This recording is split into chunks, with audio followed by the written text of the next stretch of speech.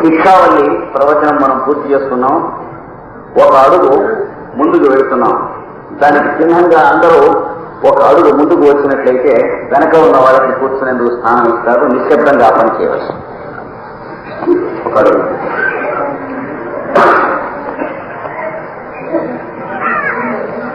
ఆ ఒక అడుగు మనం ముందుకు వచ్చేది ఎంత నిశ్శబ్దంగా చేస్తామో దాన్ని బట్టి మనం శిక్షావళి దాటి ఆనందవల్లికి అర్హతను గడించుకున్నటువంటి దానికి చిహ్నంగా మనకు తెలుస్తుంది. ఇది ఆదేశము, ఇది ఉపదేశము, ఇది అనుశాసనము, ఇట్లు ప్రవర్తింపవలేము అని 2 సంవత్సరం ఋషులు ఏం చెప్పారో దాని గురించి మనం చెప్పుకున్నాం. ఇట్లు ప్రవర్తింపవలేను అని చెప్పిన తరువాత మనం వినటం చూసుకుని వాళ్ళు ఏమన్నారు, ఇట్లే ప్రవర్తింపవలేను అని కూడా అన్నారు. అంటే ఏతదుపాస్యం ఏవము చేయితదుపాస్యం, ఇట్లు ప్రవర్తింపవలేను. మనబోటి సామాన్య గృహస్థ ధర్మంలో ఉన్నటువంటి వాళ్ళకి ఇట్లే ప్రవర్తింపవలేను అని చెబితే ఒక రోజులో మనం చేయలేం కనుక మొదట ఇట్లు ప్రవర్తింపవలేను అని చెబుతాం. దానికి ఒక 10 గజాలు అటు ఇటుగా ప్రవర్తిస్తూ ఉంటాం. ఒక 10 సంవత్సరాల గురు పూజలు అయ్యేటప్పటికి 9 గజాలు అటు ఇటుగా ప్రవర్తిస్తాం. ఇంకొక 10 సంవత్సరాల్లో 8 గజాలు అటు ఇటుగా ఇట్లా వెళ్ళగా అటు ఇటు లేకుండా సూటిగా ఫోటోగ్రాఫర్ లాగా మనం ప్రవర్తించేటప్పటికీ వాళ్ళు ఇట్లే ప్రవర్తింపలేము అని చెబుతారు. ఏవము చేయితడు ఉపాస్యం, ఆశ అంటే సమీపమున ఉండెను, సమీపమున ఉండు. ఉపనిషత్ అనే మాటకు కూడా అదే అర్థం. సమీపమున కూర్చుండబెట్టున్నది. నిషణుడు అంటే కూర్చున్నవాడు, నిషత్ అంటే కూర్చుండజేయున్నది. ఉపనిషత్ సమీపమున అంటే గురువునకు శిష్యుడు సమీపంలో కూర్చున్నామని అనుకుంటూ ఇంకాస్త దగ్గరగా జరుగుతూ ఉంటాడు. గురువుకి జరిగి ఉప అంటే శిష్యుడికి గురువుకి ఒక్కరే కూర్చునేందుకు సీటు ఉంది అనుకోండి. ఒక మనిషి లాంటి బొమ్మగా తయారు చేసినటువంటి పెట్టెలో, ఆ పెట్టెలో ఇద్దరు కూర్చుంటాం చేతవుతుంది. అంటే ఒకే శరీరం, ఇద్దరు ఒక శరీరంలోనే ఎండిపోతారు. ఒకళ్ళలోనే 2 శరీరాలు, 100 మంది శరీరాలు, 1000 మంది శరీరాలు, లక్షల శరీరాలు, సహస్ర శీర్షములు, సహస్ర బాహువులు ఇమిడిపోయి ఉండి ఇందరూ కూడా ప్రవర్తిస్తూనే ఉంటారు. ఇన్ని శరీరాలు ప్రవర్తిస్తూనే ఉంటాయి. ఇలాంటి పరబ్రహ్మము దగ్గరకు ఉపనిషత్ అంటే మనం సమీపింపజేయున్నది కనుక ఉపనిషత్తు అని దానిస్తారు. సంస్కృతంలో ఉపనిషత్ అని అంటారు, తెలుగులో దానికి ఉపనిషత్తు అని అంటాం. అన్ని కూడా ఉపనిషత్తులు అదే విధమైనటువంటి అవి ప్రత్యేక గ్రంథములు అని క్రమపుడు వారు ఎవరైనా ఉన్నట్లయితే పడరాదు. అవి వేద మంత్రముల యందు భాగములు తీసి మనం అధ్యయనం చేసేందుకోసం సదుపాయంగా మన గురువులు అంటే మన గురువులు మనబోటి వారి కోసం చేయలే, చిన్న పిల్లకాయల కోసం చేశారు. మనం పిల్లకాయలంగా ఉన్నటువంటి స్థితిని అంగీకరించుకొని మనం వాటిని అధ్యయనం చేసుకుంటే మన పిల్లకాయలకు మనం చెప్పడానికి అవకాశం ఉంటుంది. బాల వ్యాకరణము అనే గ్రంథం ఎలా అయితే మన పెద్దలకు కూడా బోధపడక చదువుకుంటూ ఉండి ఇంకా చదువుకుంటున్నామో, అలాగే ఈ ఉపనిషత్తులు కూడా పిల్లల కోసం అని చెప్పి వేద మంత్రములు ఋగ్యజుర్వేద అథర్వణ సామవేదముల మంత్రముల నుండి స్వీకరించి ఆ విద్యలను బోధించి తన్మూలమున ఆ విద్యలు అనేటువంటి శాఖలకు మూల స్కంధము అయినటువంటి మోక్ష విద్య లేక ఆనంద విద్య అనే దానికి దారితీస్తూ ఉంటాయి. అన్ని ఉపనిషత్తులు దారితీసినట్లే తైత్రీయ ఉపనిషత్తు కూడా దానికి దారి తీయటమే కాక చూపటము, మన చేయి పట్టుకుని నడిపించటము, ఒక పెద్దలు కోరి ఉన్నట్లుగా దాని మెట్లు మనం ఎక్కించడానికి కావలసినటువంటి ఏర్పాటు కూడా చేస్తుంది. కొంచెం ఆ ఋషులతో పాటు మనం మెట్లు ఎక్కుదామనేటువంటి ఉద్దేశం ఉంటే చాలు చేయి పట్టి నడిపించి ఎక్కిస్తుంది. అలాంటి తైత్రీయంలో మొదటి వల్లి శిక్షావల్లి మనం 2 సంవత్సరం పొందినటువంటిది. అందులో 2వ ప్రశ్న నిన్న 2వ వల్లి అని అంటారు. ఈ వల్లిని ఇక్కడ ప్రారంభం చేస్తూ ఉన్నాం. మనం దాన్ని 2 సంవత్సరం మొదటి వల్లి మనం ప్రవచనం చేసుకున్నట్లు 2వ వల్లి ఇప్పుడు ప్రవచనం చేసుకుంటాం. దీనికి శాంతి పాఠం సహనౌ అవతు. నవ్వు సహా అంటే మా ఇద్దరితో సహా, నవ్వు అంటే మా ఇద్దరు. అవతు అంటే రక్షించునుగాక. గురువు శిష్యుడు అని వేరువేరుగా మనం అనుకుంటున్నటువంటి ఇద్దరిలో ఉన్నటువంటి వాడు ఆ ఇద్దరిని కూడా కలిపి రక్షించునుగాక. శన్నోమిత్రలో ఉన్నటువంటి దానికి రెండవ ముక్క ఇది. శన్నోమిత్రలో నమో బ్రహ్మణే నమస్తే వాయో. వాయువుకి నమస్కారం. ఆయనే ప్రత్యక్ష బ్రహ్మము. ఎందుకంటే ఆయననే ప్రత్యక్ష బ్రహ్మముగా మాట్లాడుతున్నాము కనుక వాయువును శ్వాసగా తీసుకుని ఆ శ్వాసతో కంఠధ్వని తీసుకుని దాన్ని ఆధారంగా అక్షరాత్మకమైనటువంటి పరబ్రహ్మమును ఉచ్చరిస్తున్నామని అక్కడ చెప్పారు. అలాంటి అక్షరాత్మకమైన పరబ్రహ్మమే ఒక శరీరంలో శిష్యుడుగా ఒక శరీరంలో గురువుగా ఉంటూ ఉంటుంది కనుక, అంటే బింబ ప్రతిబింబ న్యాయము చేత విశ్వమంతా అనేంటూ దర్పణ దృశ్యమాన నగరి వలె ఉంటుంది కనుక ఈ ఇద్దరిని కూడాను అవతు అంటే రక్షించును కాక. అంటే గురువును కూడా రక్షించునా తప్పకుండా. గురువు రూపంలో ఉన్నవాడు గురువు కాదు పరమాత్మ, శిష్యుడు రూపంలో ఉన్నవాడు శిష్యుడు కాదు పరమాత్మ. గురువు రూపంలో ఉన్నవాడు పరబ్రహ్మం అనొచ్చు, కానీ శిష్యుడు రూపంలో ఉన్నవాడు పరబ్రహ్మం అని అనవచ్చా అంటే గురువు అనవచ్చు, శిష్యుడు కూడా అనవచ్చు. ఎప్పుడు అనవచ్చు అంటే అంటూ ఉండగా ఇలా మనం అనవచ్చా అనే సంకేతం తీరినటువంటి సందేహం తీరిన జ్ఞానం కలిగిన క్షణం నుంచి అనవచ్చు. ఆ విద్యనే మనకు న్యాస విద్యగా అభ్యాసం చేయడానికి ఇచ్చారు. ఆ న్యాస విద్య దగ్గరికి మనం ప్రవేశించవలసింది. అంటే మనం కృష్ణమాచార్యులు వెంకయ్య, సుబ్బయ్య, రామయ్య అనేటువంటి పొరపాటు బతుక దగ్గర నుంచి ఇందరిలో ఎవరం ఉన్నామో వారు నేను, ఆ ఒక్కడే నేను అని అనుకుంటాం చేతనవ్వాలి. దాన్ని న్యాస విద్య అంటారు. దాన్ని ఇంకొంచెం వెన్నతో పెట్టి మనకు అభ్యాసం చేయడానికి కవచము అనేటువంటి మంత్రశాస్త్రంలో ఒకానొక విధానం ఇచ్చారు. కవచం అంటే ఈ శరీరం అనేటువంటి కవచం ధరించిన పరమాత్మగా లోపల ఉన్నటువంటి నేను తాను అనేవన్నీ ధ్యానం చేయాలి. కాగా ఈ ఇత్యాత్మానం పరం ఛాయే కవచము అనేటువంటి విద్యకు చెప్పబడింది. ఆత్మానం అంటే తననే, పరం అంటే తనకన్నా పరునిగా పరమాత్మగా, ఛాయే అంటే ధ్యానం చేయవలను. మొదట ధ్యానం చేస్తేనే ఈ నేను కాదు ఆ నేనే నేను అని తెలుసుకుంటానికి వీలవుతుంది. అందుకని ఇక్కడ కూడా ఆత్మ విద్యని దర్శనం చేయటం తెలుసుకుంటానికి కొద్ది కొద్దిగా ఈ నేను ఆ నేను దగ్గరికి ముందుకు జరుగుతూ వస్తూ ఉంటే ఈ నేను ఆ నేనుగా తేజోమయం అవుతుంది. ఒక నేను అనేటువంటిది సమస్త సృష్టి యందు ధ్యానం చేయబడుతుంది. అప్పుడు కన్నులు మూసుకుని లోపల హృదయంలో మాత్రము పరబ్రహ్మను ధ్యానం చేయుటకు యత్నించుట కాక కను మూసినా కను తెరచినా సమస్త చేష్టల యందు పశ్యన్ శృణ్వన్ అస్నన్ జిఘ్రన్ ప్రలపన్ లపన్ ఏ పని చేసినప్పటికీ కూడాను దాని యందు ఉంటూ ఉంటాం, దాని యందు వర్తిస్తూ ఉంటాం, అదే వర్తిస్తూ ఉంటాం అనేటువంటి స్థితి ఆనంద స్థితి వస్తుంది. అప్పుడు జీవిత సన్నివేశములు ఉండుటమాని ఎవరి యందు సన్నివేశములు విశ్వరూపము ధరించి ఉన్నాయో ఆ విశ్వరూపుడు ఒక్కడు ఉండుట అనేటువంటిది ఏర్పాటవుతుంది. మొదట ఈ విశ్వరూపాన్ని దర్శిస్తున్నటువంటి నరుడుగా అర్జునుడిగా మనం ఉంటూ ఉన్నప్పుడు సోపాన క్రమంలో ఆ అర్జునుడికి కలిగినట్లే కొంచెం భయము, కంగారు, బాధ మొదలైనటువంటివి కూడా తాత్కాలికములుగా కలుగుతూ ఉండవచ్చు. అవి యావజ్జీవితము కూడా కలుగుతూ ఉంటాయి. ఈ స్థితి వచ్చేవాడు వచ్చిన తరువాత అందులోకి లీనమవుతా అనేటువంటిది ఏర్పాటవుతుంది. లీనమైన తరువాత సమాధి అనగా కన్నులు మూసుకుని ఒక చోట శరీరం అట్టిపెట్టేటువంటిది అని కాకుండా పరమ గురువు మాస్టర్ సివివి చెప్పినప్పుడు కన్నులు తెరచిన సమాధి, కన్నులు మూసినటువంటి సమాధి. కన్నులు మూస్తే సమాధి రాదా?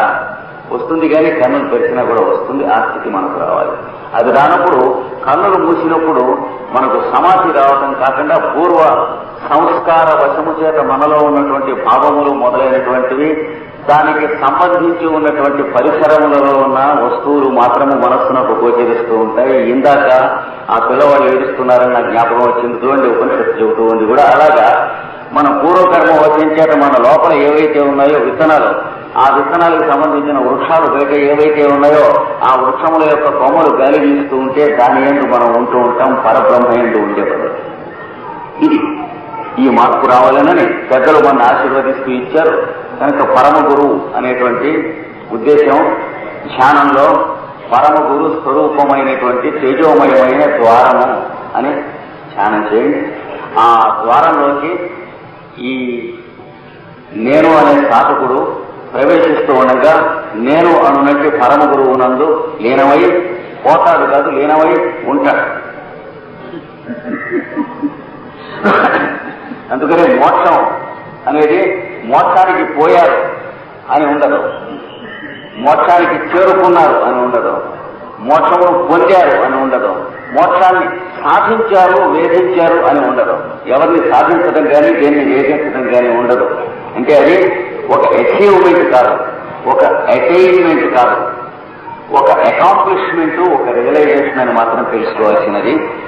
అంటే మోక్షాన్ని పొందే వరకు మంత్రాన్ని నలిపేస్తాం అని అనుకోకూడదు, లేదా ఇష్టదైవతాన్ని మరి అప్పడాల పిండి విసిగినట్టు పిసియేస్తాం ప్రసన్నం అయ్యే వరకు అనేటువంటిది ఏముంది.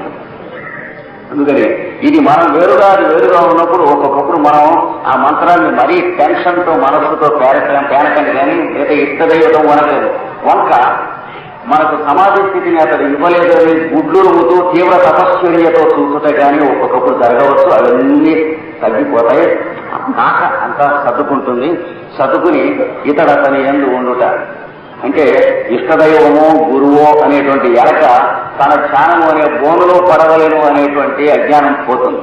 ఇంకా దీంతో ఇరుక్కునేందుకు దేవుడు మన మనస్సులోనో హృదయంలోనో ఇరుక్కుపోయేందుకు కోసం చేసే ధ్యానం లాభం లేదని తెలిసి తాను దాని యందు పెద్ద దీపమునందు పెట్టినటువంటి చిన్న దీపము వలె, చిన్న దీపం ఎన్నడూ ఆరిపోదు కానీ పెద్ద దీపంలో ఒకటిగానే ఉంటుంది. 2 దీపములు 1000 క్యాండిల్ పవర్ దీపం ఒకటి పెట్టి 100 క్యాండిల్ పవర్ దీపం ఒకటి పెడితే 2 కూడా ఒక తేజస్సు మీద ఒక తేజస్సు పడినప్పుడు వ్యావహారికంగా ఈ తేజస్సు మీద ఆ తేజస్సు పడుట అనున్నట్టు ఐతరేయము అంటే ఆబ్జెక్టివిటీ అనేటువంటిది మిథ్యగా మాయగా ఉన్న మాట ఉన్నది కానీ ఈ మిథ్యగా మాయగా ఉన్న మాట సత్యం.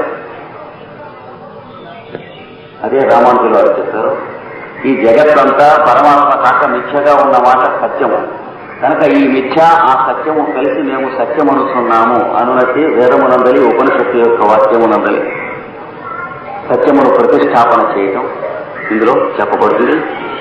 ఇది మనకు పొందాలంటే ఎట్లా, పొందించాలంటే ఎట్లా, ఒక్కొక్కప్పుడు బాగా బాధగా ఉంటుంది. పొందిన వాళ్ళు మనల్ని పొందించరేంటి, పొడి పొడి కబుర్లు చెబుతారని ఎన్ని మాట్లాడినా శాస్త్రం చెబుతారు కానీ పొందించరే.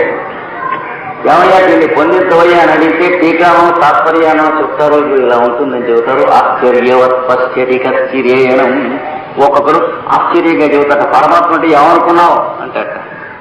ఇంకోడు భగవంతుడు ఇంకా సమాధి స్థితి ఎట్లా వస్తుంది సార్ అని అడిగితే అంత తేలిక అనుకున్నావా, ఏమిటి పరమాత్మ అంటే అంత ఈజీ అనుకున్నావు, ఇట్లాగా చెప్పుకుంటున్నావే కానీ పరమాత్మని పొందేటువంటి స్థితి చెప్పవలసింది అంటే చెబుతారు. కానీ ఒక్కటి ఉన్నది, సహనవు అవతం వాడు మన ఇద్దరిని రక్షించుగాక, సహనవు పునక్తు వాడు మన ఇద్దరిని అనుభవించునుగాక. అంటే నేనుగా వాడే మనను అనుభవించునుగాక. మనం ఏం చేస్తున్నాం, నేనుగా ఎవడికి వాడు అనుభవిస్తున్నాం కానీ ఎవరిని వాడు అనుభవించడం లేదు, ఎవడి నాలికని వాడు అనుభవిస్తున్నాం. కాఫీలో టిఫిన్ గుర్తొచ్చినప్పుడు ఎవడి శబ్దాన్ని వాడు అనుభవిస్తున్నాం. కన్నులు మూసుకుని మనం ప్రేయర్లో కూర్చుంటే ఇతరుల యొక్క శబ్దాలు వినిపించినప్పుడు శబ్ద స్పర్శ రూపరస గంధముల చేత మనకన్నా ఇతరములైనటువంటి వస్తువులను మనంగా అనుభవిస్తూ ఉన్నాం కనుక ఎటో యథాలాపంగా ఉండి మన చేతి వేరు మన కంటికి తగిలినట్లుగా ఉంటూ ఉన్నది జీవితం అంతా కూడా. మీతో మాట్లాడుతూ ఇక్కడ గోపుకుంటానికి ఇక్కడ చేయి లాగేటప్పటికీ వేలు ఒక్కొక్కప్పుడు కంట్లో తగులుతుంది నాబోటి. ఆ తగిలినప్పుడు ఏమవుతుంది, కన్ను గుడ్డుకి దెబ్బ తగలవచ్చు కానీ దెబ్బ ఎవరి వల్ల తగిలేను అనేటువంటి కానీ పర్యవసానం నా వల్లనే నా కన్నుకే దెబ్బ తగిలేను అంటే truth is stranger than fiction అనగా ఎవరు నమ్మటానికి వీలు లేదు. రేపో ఎల్లుండో ఎవరన్నా ఆయన చేత్తో ఆయన కన్ను పొడుచుకున్నాక అంటే హే నవ్వుతారు, పొడుచుకోవచ్చు అవకాశం ఉంది. అలా జరుగుతూ ఉన్నది ఐతరేయమైనటువంటి జీవితం అంతా. అంటే మన మనస్సు ప్రవర్తించిన ప్రవర్తన మన శరీరానికి భంగకరంగా భోజనాధికమును మనం చేయటం కానీ లేకపోతే ఇతరులు మనం చెప్పినటువంటి మాటలు కానీ ఇతరులు మనకు చెప్పిన మాటలు కానీ ఇతరులను గూర్చి మనం విన్న మాటలు కానీ వాటి ప్రకారం మనం ప్రవర్తించి మనకు భంగకరంగా మనం ప్రవర్తించడం ఇట్లాంటివన్నీ ఉంటున్నాయి. అలా కాకుండా క్రమక్రమంగా సోపాన క్రమంలో సహనము గుణక్తు నా మనస్సుగాను నీ మనస్సుగాను వాడే పరమాత్మ పరమ గురువును మన మనస్సుగా మన జీవితమును అనుభవించును గాక. అంటే let thy will be done on earth as on heaven. అంటే ఓ సర్వాంతర్యామి స్వరూప, నీ ఇచ్ఛయే నీ సంకల్పమే మాలో సంకల్పముగా పనిచేయునుగాక, నీ మనస్సే మా మనస్సునుగా పనిచేయునుగాక. అంటే మాకు ఏది ఇష్టాలు ఉన్నాయో అదిగా పనిచేయటం కాకుండా నీ మనస్సే మా మనస్సుగా పనిచేయుగాక. చూచారా, ఒక ఓడలో ప్రయాణం చేస్తున్నటువంటి ప్రయాణికులలో ఒకరు స్నానపు గది ఉంటుంది, ఓడలో బాత్రూమ్ వాడి ఇవ్వబడిన చోట. ఆ బాత్రూమ్ లో టబ్బులో స్నానానికి నీళ్లు పట్టుకుంటాడు. ఆ పట్టుకున్న నీళ్లలో పడుకుని స్నానం చేస్తూ ఉంటాడు. సముద్రంలో ఓడలో కూడా తరంగములు ఉన్నాయి, వీడు పడుకున్నటువంటి టబ్బులో కూడా తరంగములు ఉన్నాయి. కానీ సముద్రంలో ఉన్నటువంటి తరంగముల యొక్క వైఖరి వేరు, వీడు పడుకుని స్నానం చేస్తున్న టబ్బులో ఉన్నటువంటి తరంగముల యొక్క వైఖరి వేరు. ఈ టబ్బులో ఉన్నటువంటి తరంగములు తాను ప్రేరేపణ చేసుకున్నటువంటివి. సముద్రంలో ఉన్నటువంటి తరంగములు సముద్రమునకును ఓడకును మధ్యన తాత్కాలికమైన ఘర్షణ వల్ల పుట్టినవి. సముద్రము, ఓడ, అందులో ఉన్నటువంటి ప్రయాణికుడు, అందులో ఉన్న బాత్రూము, టబ్బు, అందులో ఉన్న తరంగములు, భూగోళము మొత్తం అంతా కూడా సూర్యుని నుండి ఉద్భవించి సూర్యుని చుట్టుకొని కోటాను కోట్ల సంవత్సరములు మనోహరమైనటువంటి భూ పరిక్రమణ నాట్యము చేసి మళ్లీ అంతర్లీనమై సూర్యునిలోకి వెళ్లిపోతూ ఉచ్ఛ్వాస నిశ్వాసముల యొక్క స్వరూపంలో ఉన్నటువంటి ఒకానొక ప్రణవము యొక్క ప్రయాణమునందు నడుపుతున్నది. ఇదంతా మనం భావన చేసుకున్నట్లయితే మన ఎందు ఇద్దరి ఎందు వాడు జీవించునుగాక, మన ఇద్దరిని వాడు అనుభవించునుగాక అనే మాటకి అర్థం తెలుస్తుంది. అంటే మన బాత్రూములో టబ్బులో ఉన్నటువంటి తరంగాలు లాగా ఇవి వేరే ఉండటం కాకుండా ఇందులోనూ అందులోనూ ఒకే నీళ్లు ఉన్నటువంటివి మనకు తెలియదు కాక, శుభ్రంగా ఒక నదిలోనే ప్రవాహంలోనే మనం స్నానం చేసే సామర్థ్యమును తెచ్చుకుందుము గాక, కొట్టుకొని పోకుండా. అంటే ఎన్ని జన్మలైనా ఓడ లోపల ఉన్నటువంటి బాత్రూమ్ లోపల ఉన్నటువంటి టబ్బు లోపల ఉన్నటువంటి నీళ్ల లోపల ఉన్నటువంటి అడల లోపల ఉన్నటువంటి స్నానము మాత్రమే కాక ఇన్నిటి యందు ఉన్నటువంటి ఒక్కరి యందు మనం స్నానం చేయటం, అతడు మన యందు లోపల స్నానం చేయటం, బహిరంతర్ లోకముల యందు అంతర్బహిర్జయ సర్వం యాప్యనారాయణ స్థిత అనేటువంటి స్థితి మనం పొందుదుముగాక. సహనము కొనక్కు సహ వీర్యం కరవావహై. సహ అంటే కలిసి, ఒకరు ఇద్దరు ఈ రకమైనటువంటి కలయిక ఐకమత్యము అనేటువంటి దానికి, ఏకమతము అనేటువంటి దానికి అర్థం ఇది. ఏకమతము అనేటువంటి పదములకు సంబంధించిన తద్విధమే ఐకమత్యము అనేటువంటిది. ఏకమతం ఎప్పుడు వస్తుంది? అన్ని మతాలు ఒకటైతే రావదు, అందరిలో ఉన్నటువంటి వాడు ఒకడు అనుభవింపబడితే వస్తుంది. అన్ని మతాలు అని మనం ఎప్పుడైతే అంటున్నామో ఒకడు అనేటువంటిది మనం అంగీకరించడానికి ఇష్టం లేదని మనకే తెలుస్తూ ఉండాలి. సర్వం కల్విదం బ్రహ్మ, ఆ వాక్యం ఉచ్చరించడం మనకు చేతనైన దాకా ఏం తెలుస్తుంది? మనం ఎంత శుద్ధ అద్వైత కుటుంబంలో పుట్టినా తండ్రికి ద్వైతులుగా మనం పుట్టి ఉన్నాం కనుక మళ్ళీ ఈ సమర్థం పరబ్రహ్మమే అని అంటున్నప్పుడు ఈ సమర్థం అనేటువంటి అనటానికి ఒప్పుకుంటున్నటువంటి వ్యాధి మన మనస్సులో ఉన్నంతసేపు మహావాక్యమైనా మనకు అద్వైత సిద్ధి ఇవ్వలేదు, అంతకంటే మహావాక్యమైనా కూడా ఇవ్వలేదు. ఎందుకంటే ఈ సమర్థము పరబ్రహ్మమే కదా అన్నప్పుడు ఈ సమర్థము అని మళ్ళీ అనవలసినటువంటి వ్యాధి, మానసిక వ్యాధి, మెంటల్ సింప్టమ్ మనకు ఎలా కలిగేను తెలుసుకోవాలి. కనుక శంకర భగవత్పాదులు సంసారము మాయా అని చెప్పబడినటువంటి మాటకి దాని విత్తనం అంటే ఇదే అర్థం. అంటే మనం అద్వైత స్థితికి పొందుతున్నాం అని అనుకుంటూ ఈ సంవత్సరం కూడా పరబ్రహ్మమే, ఈ సంవత్సరం పరబ్రహ్మమే, ఈ సంవత్సరం పరబ్రహ్మమే అని అనుకుంటున్నప్పుడు ఈ సమస్తము అనేటువంటి పదాన్ని అండర్లైన్ చేసుకుంటూ పరబ్రహ్మమే అనే పదాన్ని వదిలిపెట్టేస్తున్నాం. క్రమంగా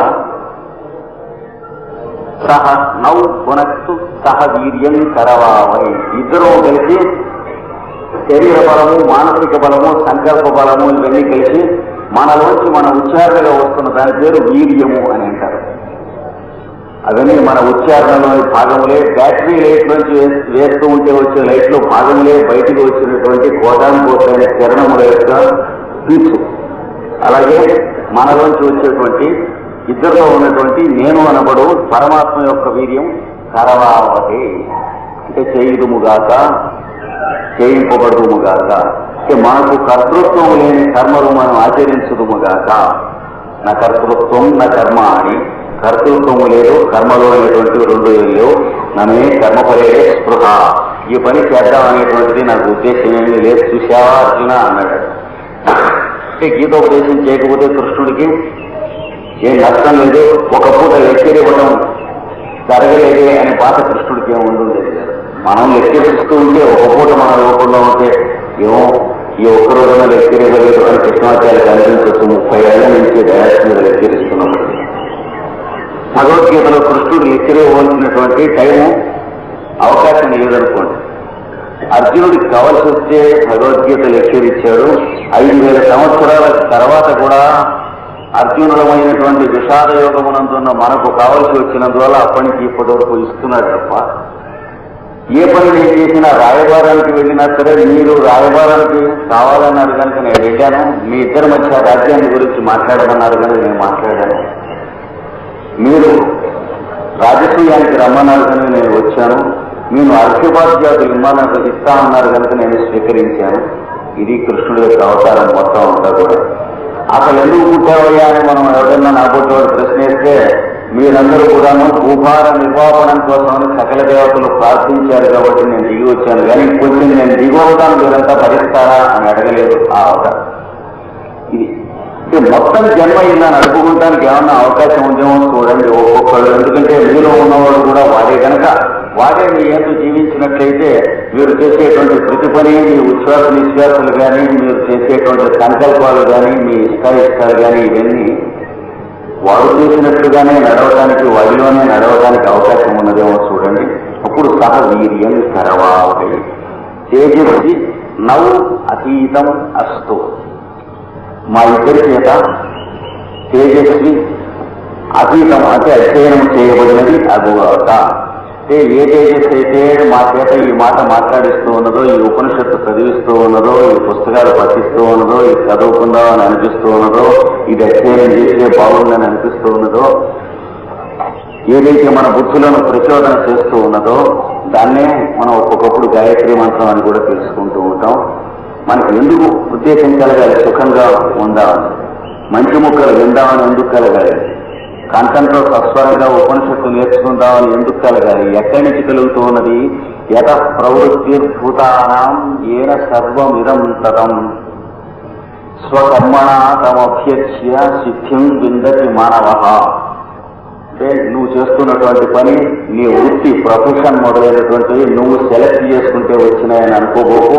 10 సంవత్సరాలు ప్రయత్నం చేసి కూడా ఉద్యోగం దొరకని వాళ్ళు ఉన్నారు, వ్యాపారం మొదలెక్కని వాళ్ళు ఉన్నారు, మొదలెట్టి నష్టపోయిన వాళ్ళు ఉన్నారు, దివాలా తీసిన వాళ్ళు ఉన్నారు. అందుకని నిన్ను సెలెక్ట్ చేసుకునేటువంటిది నీ వృత్తి, నీ ప్రొఫెషన్ తప్ప నువ్వు సెలెక్ట్ చేసుకునేది నీ ప్రొఫెషన్ కాదు అనే సీక్రెట్ తెలుసుకున్నట్లయితే నీ గింజాటన తగ్గి నీ ద్వారా చేయించదలసినటువంటి పనిని నీ శరీర మనోబుద్ధి అహంకారాలను ఆపరేటర్స్ కింద స్వీకరించి నీ సొంత ఉద్దేశాలు గుంజాటలు అనేటువంటి జీరో ఎర్రర్ అనేటువంటిది లేకుండా మెషిన్ చిన్నగా సెటప్ చేయబడి దీని ద్వారా జరగవలసినటువంటి ప్రక్రియ జరుగుతుంది. ఇది సహవీర్యం కరవావహయ తేజస్వినావతీతమస్తు. అలాంటి తేజస్సు మా చేత అధ్యయనము చేయబడుగాక. అంటే మా మెషిన్లను ఉపయోగించుకుంటున్నటువంటి తేజస్సు, మా చేత చదివించుకుంటున్న తేజస్సు, మేము చదువుకుందామని ముచ్చటపడినది, ఆ ముచ్చట రూపంలో మా దగ్గరికి వచ్చింది, మమ్మల్ని దగ్గరికి తీసుకున్నది. లేకపోతే మేము చదువుకుందామని ఎందుకు అనుకుంటాం? మనం డబ్బులు ఇచ్చి బలవంతాలు స్కాలర్షిప్ ఇచ్చి ఉపనిషత్తు టెక్స్ట్ బుక్ గా పెట్టినా సరే 35 మార్కులకి సరిపడ మాత్రమే చదువుకుంటాం అనేది జరిగే వాళ్ళని కూడా ఉన్నాం కనుక చదువుకుందామనే ఉద్దేశం మనకు పుట్టింది కాదు, మన చేత పుట్టించుకుని మన చేత చదివించుకుంటున్నది అని తెలుసుకోవాలి. అనేక జన్మ పుణ్య ఫలం చేత, తల్లిదండ్రులు చేసినటువంటి సంస్కారం చేత మీకు ఆ బుద్ధి కలుగుతుంది. ఒక ఉపనిషత్తు కానీ, వేదం కానీ, భగవద్గీత కానీ, రామాయణం కానీ, బైబిల్ కానీ మొదలైనటువంటి పరమ పవిత్రమైనటువంటి ఋషివాక్కులలో ఏవో వాక్కులు తీసుకుని అవి మత గ్రంథములు అనేటువంటి మదోన్మాదము పొందకుండా జాగ్రత్తగా పెద్దల ఏడు వాటిని అధ్యయనం చేయడానికి కావాల్సిన ఉద్దేశం మనకు కలగవాలనంటే అనేక జన్మ పరిపాఠం సుకృతం మాత్రమే కాక ఎలాంటి తల్లిదండ్రుల యొక్క పరమ పవిత్రమైనటువంటి గర్భమున, పరమ పవిత్రమైన వివాహ బంధ క్రమమున, సంబంధ క్రమమున ఏకపత్ని వ్రతము, పాతివృత్యము అనేటువంటి బహూపాసన మార్గములందు పరమ పవిత్రంగా శరీరం ధరించి దిగి వచ్చి వారు చేసినటువంటి ఆదరణ, పవిత్రత మొదలైన వాటి వల్ల జిజ్ఞాస అనేటువంటి కలుగుతుందని మనకు తెలుసుకోవాలి. జిజ్ఞాసతో పోల్చినట్లయితే చిన్న మెట్టు విలువ కూడా ఎంత బంగారానికి ఎన్ని రత్నాలకి లేదు. జిజ్ఞాస కలగడం అనేది ఎవరైతే వీడిని వరిస్తాడో వాడు వీడు పొందుతాడు అనేటువంటి మాట వేదంలో ఉంది. అంటే పరమాత్మని ఎవరైతే ఆర్తితో వరిస్తాడో అలాంటి వాడు పరమాత్మని పొందుతాడు అని ఒక అర్థం ఉంటుంది వేదవాక్కుకి. దాని వెనక ఇంకొక అర్థం ఉంటుంది. ఎవరైతే ఏ పరమాత్మ అయితే ఈ జీవుణ్ణి జిజ్ఞాస స్వరూపంగా వచ్చి వరిస్తాడో, ఒరే నువ్వు నన్ను చదువు, నన్ను ధ్యానం చేయి, నా మాటను ఉచ్చరించు అని అడుగుతాడు తప్పకుండా. ఇదేంటి వాడే అడుగుతాడు. ఎక్కరోటి ఎరస్నాది యజ్జోటి దదాసి యదు. ఏది చేస్తున్నావు, ఏది తింటున్నావు, ఏది మాట్లాడుతున్నావు, ఏది చూస్తున్నావు, అంటున్నావు, ఏది ప్రశ్న వేస్తున్నావు, అది తద్దురుష్మరపణం, అది నాకేవో అని అడుగుతాడు. మదర్పణం అంటే నీకు ఇస్తే నాకు ఇస్తా అంటే ఏం లేదు, నా చేతిలో ఒక మాట పెట్టేసి నేను తింటే పర్వాలేదు అని నన్ను అప్పుడు నీకు ఎదిగిస్తాను మళ్ళీ ఇది కూడా. అయితే మళ్ళీ మన చేతికి ఇచ్చేస్తా అన్నది పర్వాలేదు కనుక అని వాడి చేతిలో పెడితే మాత్రం ఇంకో చేతిలో పెట్టేస్తాడు అనుకున్నది. మొదటి చెప్పేది మాత్రం క్లియర్గా చెబుతాడు, నా చేతిలో పెట్టేసి అది నేను చేస్తే పర్వాలేదు అని అనుకుని పెట్టి. అరటిపండు, కొబ్బరికాయ మాత్రమే కాదు, డబ్బు కూడా అది చేతిలో పెట్టేస్తే నువ్వు తీసుకుంటే పర్వాలేదు అని పెట్టి తీసుకుంటే పర్వాలేదు పెట్టేస్తే మళ్ళీ ప్రసాదంగా మనకు వస్తుంది, దాంట్లో మహాశక్తి ఉంటుంది అని నన్ను పెట్టావో అది నీ దగ్గరికి మళ్ళీ తిరిగి కూడా వెళ్ళిపోతుంది. నాకు ప్రసాదంగా కూడా అక్కర్లేదు, ఇది నువ్వు స్వీకరించడమే నాకు ప్రసాదం అని అక్కడ పెట్టి ఆ ప్లాస్టర్ ఆఫ్ ప్యారిస్ బొమ్మలో ఉన్న సివివి గారు అది లోపలికి తీసేసుకుంటే ఏమవుతుంది, ఒక 1000 రూపాయలు అక్కడ పెట్టి అలా పెట్టి చూడు కృష్ణమాచార్యులు ఎలా ఉంటుందో అని అంటున్నాను. అది మదర్పణం అంటే కనుక ఇది చేస్తూ ఉంటారు. కనుక సహవీర్యం కరవావతి, వాడు మన ఇద్దరితో సహా ఆ వీర్యం మన చేత చేయిస్తూ వీర్యవంతులంగా చేస్తూ ఉంటాడు కాక. ఈ విద్య మనకు నేర్చుకోవాలంటే ఎట్లా నేర్చుకుంటాం? ఒకడు నేర్చి ఒకడు నేర్చేగా అయితే కానీ బ్రహ్మవిద్ ఆప్నోతి పరం. బ్రహ్మవిద్ అంటే బ్రహ్మను తెలిసినవాడు, పరం ఆప్నోతి పరబ్రహ్మమును పొందుతాడు. తెలిసినవాడు పొందుతాడు మీరు మాకు చెప్పడం అది కాదు. ఇక్కడే వస్తుంది ఏమండి తెలిసినవాడు పొందుతాడని చెబుతారు, ఊరికి మాకు కోపం వస్తుందని కూడా అంటాం ఒక్కొక్కప్పుడు. అంటే తెలిసిన వాడి రూపంలో కూడా ఎక్కడుంటే, తెలుసుకునే వాడి రూపంలో ఎక్కడుంటే వాడు పొందుతాడు తప్ప వీడు పొందడు. జాగ్రత్తగా ఎందుకని అవతల సివివేనో, మీరు రామకృష్ణ పరమహంసనో, వివేకానందనో, గౌతమ బుద్ధుడనో, జీసస్ అనో, శ్రీకృష్ణుడనో, శ్రీరాముడనో, వీరకృష్ణుడనో, వీరశివుడనో ఏదో అక్కడ పెట్టుకున్నప్పుడు అక్కడి నుంచి ఆయన తర్వాత వాడి దగ్గరికి ఎలా వచ్చాడో, ఆయన దగ్గర నుంచి ఆయన తర్వాత వాడి దగ్గరికి ఎలా వస్తాడు, ఆయన దగ్గర నుంచి ఆయన తర్వాత వాడి దగ్గరికి ఎలా వస్తూ ఉంటాడు. వచ్చినప్పుడల్లా లైట్ ఏం చేస్తుందంటే ఇది కనిపించేట్టు చేస్తుంది తప్ప ఏ స్విచ్ వేస్తే లైట్ వెలుగుతుందో దానికి విధేయంగా దాస్యం చేసి వీడు స్విచ్ వేసుకోవాలి. అందులో లైట్ వెలగాలంటే అక్కడ బెక్కని కాలు ఉన్నది స్విచ్ అని అనుకోవాలి. స్విచ్ యొక్క బెక్కలోనూ కాళ్ళలోనూ మనకు ఉన్నాం. మనం లైట్ కావాలంటే ఖచ్చితంగా లేచి వెళ్ళి మన స్విచ్ మనం వేసుకోవాలని తెలుసుకోవాలి. ఎలక్ట్రిసిటీ సాధించుకున్నటువంటి మానవుడు ఎలక్ట్రిసిటీని మానవుడు సాధించాడని పొరపాటు రాదు. దాని ధర్మంలోకి విధేయుడై వీడు ప్రవర్తించి ఎలక్ట్రిసిటీని ఆవాహనం చేసుకుని తెచ్చుకున్నారని తెలుసుకోవాలి.